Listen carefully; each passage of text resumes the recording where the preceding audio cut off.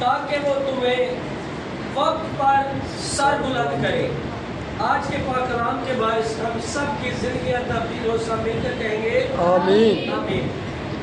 اب بائبل مقدس میں یہاں پر پطرس رسول اس بات کا بیان کرتا ہے کہ بس خدا کے قوی ہاتھ کے نیچے فروتنی سے رہو، یعنی اس خدا کے قوی ہاتھ کے نیچے جو کہ قدرت والا ہاتھ ہے، اس ہاتھ کے نیچے فروتنی کے ساتھ رہو تاکہ وہ وقت پر تم کو سر بلند کرے۔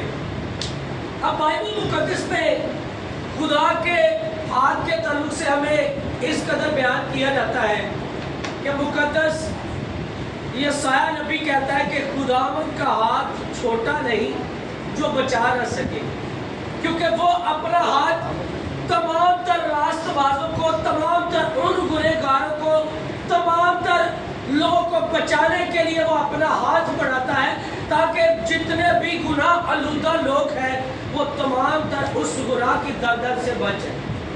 کلام میں بیان کیا جاتا ہے کہ اس کا ہاتھ چھوٹا نہیں جو بچا نہ سکے۔ اب زبور 18 میں ہم پڑھتے ہیں کہ وہ اپنا ہاتھ بڑھا کر ہم کو جو کہ گہرے پانی میں تھے وہ اس میں سے بھی کھینچ نکالتا ہے۔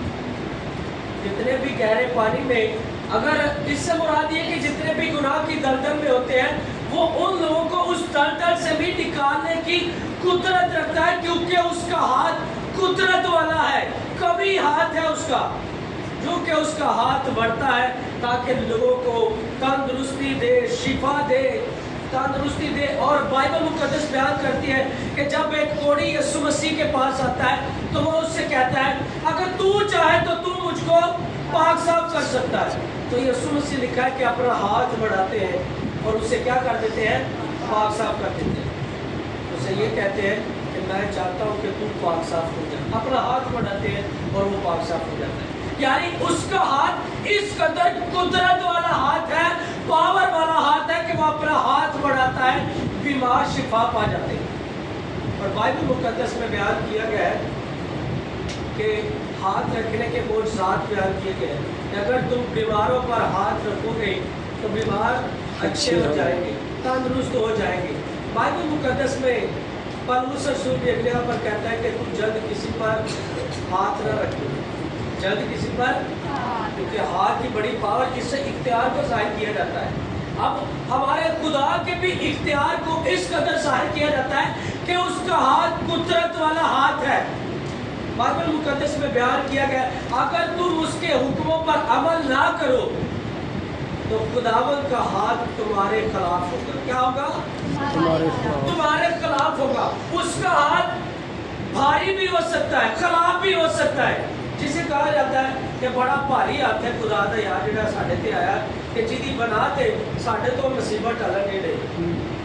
بائبل مقدس میں بیان یہ کیا جاتا ہے کہ اس کا ہاتھ اس قدر قدرت والا ہے، کیونکہ کتاب مقدس میں زبور نویس 139 زبور میں ہم دیکھتے ہیں تو وہ کہتا ہے کہ میں جہاں پر بھی چلا جاؤں تو مجھے اے خداوند تو ہی نظر آتا۔ اب وہ کہتا ہے کہ اگر میں سمندر کی گہرائی میں بھی چلا جاؤں تو وہاں پر بھی اب خداوند تیرا ہاتھ میری رہنمائی کرے گی۔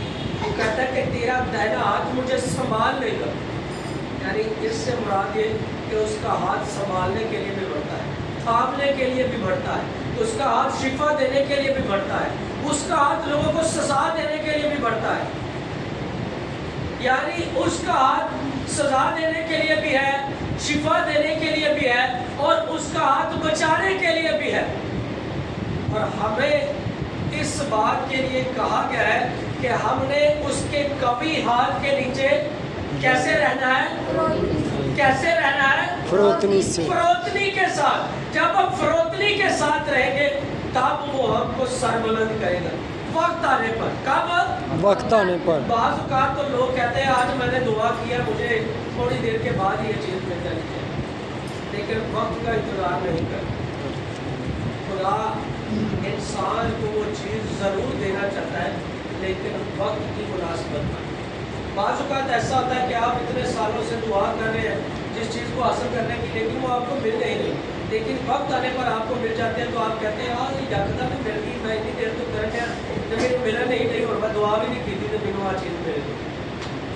यानी खुदा हमारे लिए वक्त का इंतज़ार करता है कि किस वक्त इसको किस चीज़ की ज़रूरत है।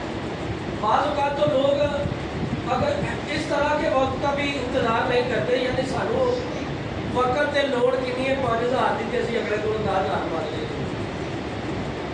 वक्त का वेट नहीं करते कि अगर 10000 की लोड़ पेगी मैं वो नहीं लेना, लेकिन मांग पहले लेना।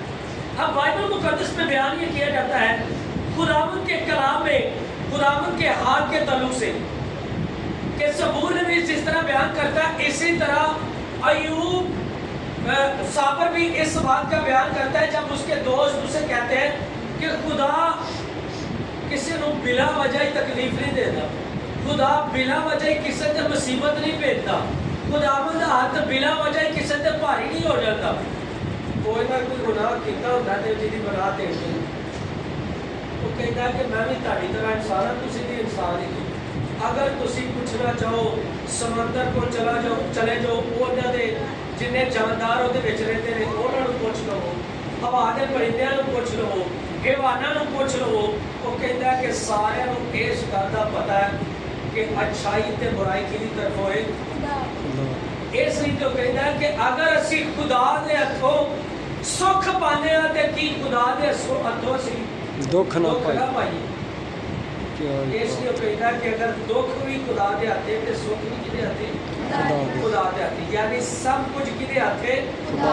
यानी उसी के इख्तियार में है, क्योंकि उसका हाथ कुदरत वाला हाथ है जिसके इख्तियार में सारी चीजें हैं। जो ये कहता है कि जमीन और आसमान का कुल इख्तियार मुझे दिया गया है, मेरे बंद किए को कोई खोल नहीं सकता और मेरे खोले को कोई बंद नहीं कर सकता।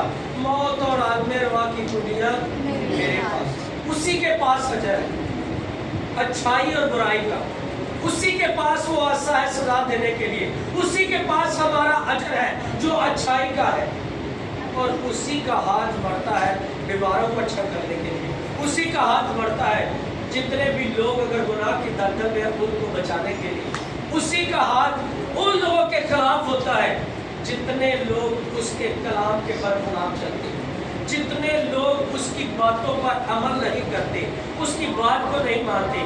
अब किताब मुकद्दस में हम देखते हैं कि जब यूहन्ना बपतिस्मा देने वाला पैदा होता है तो उससे पहले पूछा यह जाता है अलिशबा से, यानी जो कि ज़करिया काहिन की बीवी होती है, यानी कि यूहन्ना बपतिस्मा देने वाले की वादा, उससे पूछा जाता है कि इसका नाम क्या रखा जाए। अब वो क्या कहती है, क्या नाम रखा जाए, क्या रखा जाए,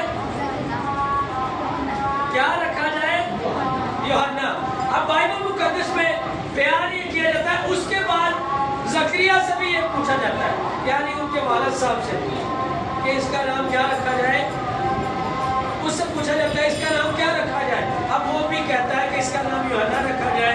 जब अलिशबा से पूछा जाता है वो भी कहती है इसका नाम, अच्छा जी, अब जी बोलता नहीं है, वो बोलता नहीं, ठीक है। अब जी हम देखते हैं अपनी होती अगर तफसील में बयान करना हो ना तो फिर क्यों सारा सिस्टम किस तरह